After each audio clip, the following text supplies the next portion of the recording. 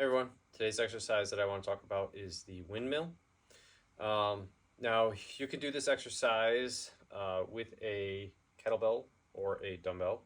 I have some kettlebells here, I have a dumbbell in front of me. I'll kind of show you with both, but the idea is pretty much the same.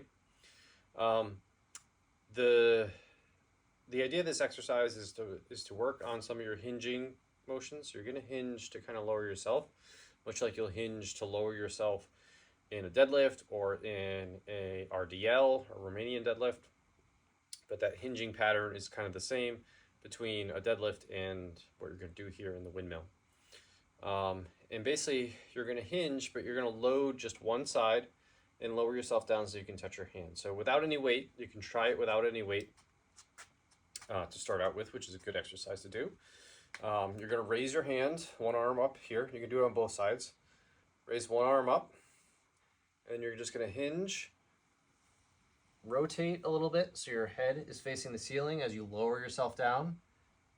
Lower down, lower down. Ideally, you want that finger to touch the floor. Looking up at your hand, and then shoot those hips forward. Coming back up. Now you'll notice that my hand kind of rotates as I lower myself down. So as I twist and lower, you'll see that this hand twists and moves as well. And then this hand is the palm of this hand is facing out, and I kind of just rub it and let my leg guide it to the floor. So I'm going to look up at my hand, start to hinge. I'm going to rotate that arm so my palm is now facing the wall on the side of me here. Touch the floor. You'll feel it in your butt. You'll feel your glutes stretching, your hamstring stretching, and you're going to come back up like so. And you can do the same on the opposite side. Now, the one thing that you can play around with is your foot position. So I just did it with my feet both kind of shoulder width apart, facing forward. That feels okay to me. I've also done these with a more staggered stance. Feet still kind of shoulder width apart distance-wise, but one foot more in front of the other. And so I'm moving my other foot backwards here, this leg on my foot backwards behind me, so maybe my toes line up with the heel of my other foot. And you're going to do the same thing. I also kind of personally, you can try and keep your both feet facing forward parallel. I kind of like in this position to anchor to rotate this back leg out a little bit, so my foot is rotated out. I tend to squat with feet facing out a little bit more, so that's just my pattern, but you can play with whatever you want. But the same idea applies here. You're going to raise that one arm up, look up at the ceiling, look up at that hand, and then lower down by hinging.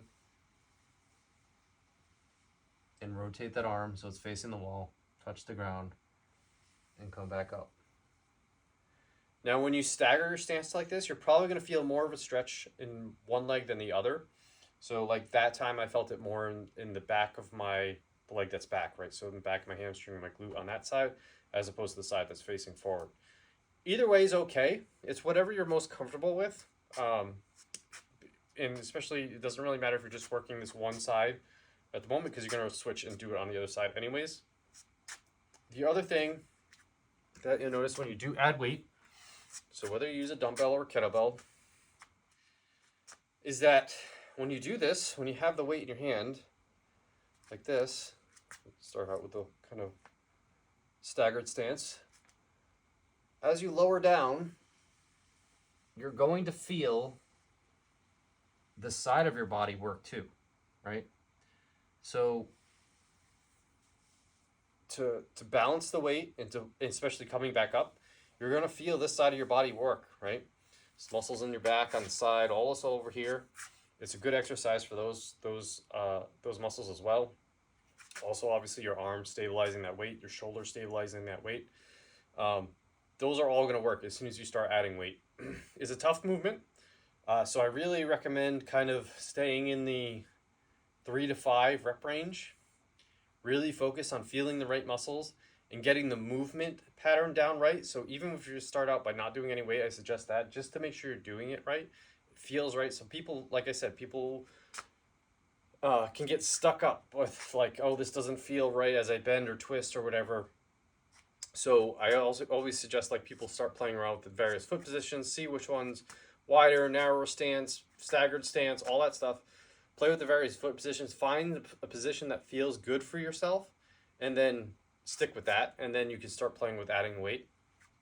With a kettlebell, it looks a little bit similar. I personally enjoy, if you have access to kettlebells, um, using a kettlebell for this movement. I like the weight sitting on the outside of the shoulder. Sorry, on the outside of the arm. Again, it's pretty much the exact same motion, but you're just gonna use a kettlebell instead. So give that a shot. I really like that movement. It's challenging, like I said, so really practice the movement, get down pat, video yourself, review the video, and try to correct it and get it so it feels good. And then you can start loading that movement. And it's really good for practicing that hinging, but also loading the side of the body that has the weight on it, right? Like it's hard to work these muscles here, isolating them. But they're very important for stabilizing your core and your body, and also gets that hip hinge pattern involved as well. Really cool exercise. Try it out.